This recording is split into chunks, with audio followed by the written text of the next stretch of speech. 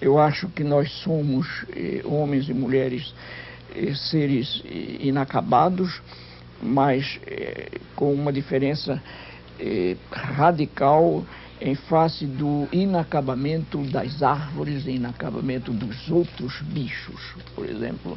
E no momento mesmo em que nos tornamos capazes de nos saber inacabados, seria uma imensa contradição se ao mesmo tempo não nos inseríssemos num movimento que é permanente e que é um movimento de busca, um movimento de procura. O processo em que nos inserimos de permanente busca, eu venho chamando de vocação do ser mais. Na busca ou no processo de busca da completude dessa vocação do ser mais, nos perdemos também. Quer dizer, há uma indiscutível possibilidade de distorcer o processo de busca do ser mais, e a essa distorção eu chamo de desumanização. Quer dizer, a desumanização, por isso mesmo, não é virtuosa. A desumanização é um acidente trágico a que nós estamos sujeitos no processo de buscar a nossa humanização crescente. O que nós temos pela frente é exatamente essa caminhada em que ser e deixar de ser se embatem. Haverá sempre a possibilidade das trágicas desistências de ser. A grande tarefa nossa de passar pelo mundo é exatamente a da briga constante, permanente, pela busca do ser mais.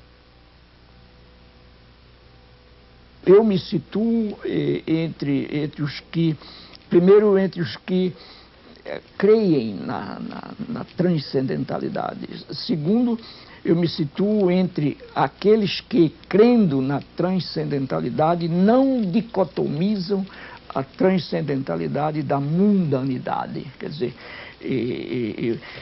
em primeiro lugar, até de um ponto de vista do próprio senso comum, eu não posso chegar lá a não ser a partir de cá. E se aqui é exatamente o ponto em que eu me acho para falar de lá, então é daqui que eu parto e não de lá.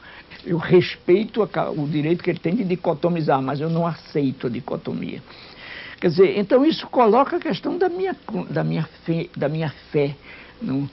da minha crença, que indiscutivelmente interfere na minha forma de pensar o mundo. Poucos dias antes de Darcy Ribeiro morrer, eu ouvi uma linda entrevista dele, que deve ter sido uma das últimas que ele deu, em que ele falava dessa questão, dessa passagem. Não?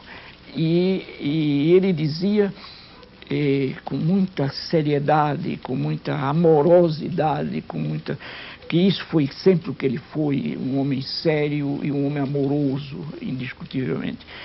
E um homem corajoso, um homem que lidou com a vida-morte de maneira poética, inclusive. Não? E ele dizia, olha, se a questão da fé passasse mesmo pela razão crítica, eu até que teria fé. Eu me ri, ele rindo, amoroso, e dizia, não, eu fiz tudo, mas não deu. No fundo ele disse com palavras que eu não sei repetir agora, mas ele disse, por exemplo, eu não sou mais do que o meu cadáver. Quer dizer, quando eu morro, eu sou um monte de coisas que se desfazem. E quando Darcy dizia aquilo, não, com uma sinceridade enorme, com uma grande lealdade, eu dizia a mim mesmo que comigo o processo foi diferente, entende? Eu nunca precisei E nisso talvez eu esteja pouco humilde também, mas eu nunca precisei de brigar muito comigo mesmo para me compreender na fé, entende?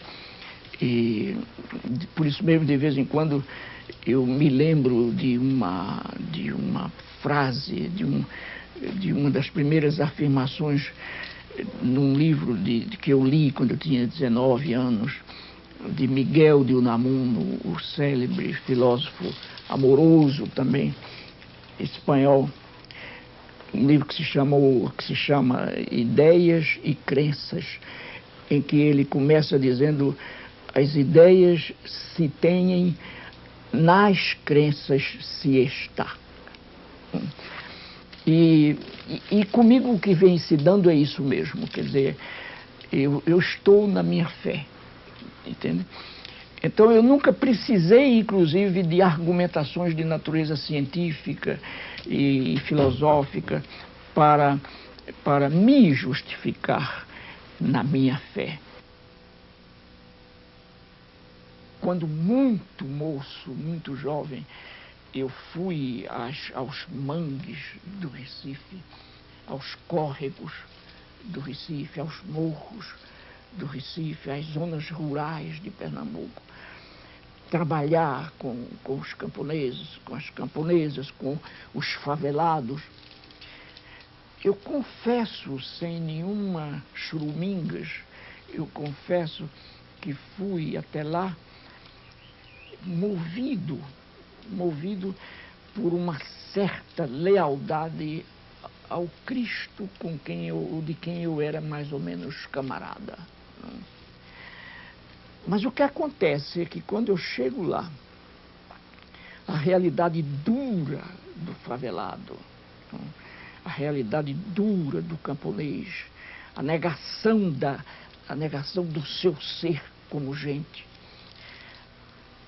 a tendência àquela adaptação, de que a gente falou antes, aquele estado quase inerte diante da negação da liberdade. Aquilo tudo me remeteu a Marx. Eu sempre digo, não foram os camponeses que disseram a mim: Paulo, tu já leste Marx? Não, de jeito nenhum, eles não liam nem jornal. Foi a realidade deles que me remeteu a Marx. E eu fui a Marx. E aí é que os jornalistas europeus, em 70, não entenderam a minha afirmação. É que quanto mais eu li Marx, tanto mais eu encontrei uma certa fundamentação objetiva para continuar camarada de Cristo. Então, as leituras que eu fiz de Marx, de alongamentos de Marx, não me sugeriram jamais que eu deixasse de encontrar Cristo na esquina das próprias favelas. Eu fiquei com Marx na mundanidade à procura de Cristo na transcendentalidade.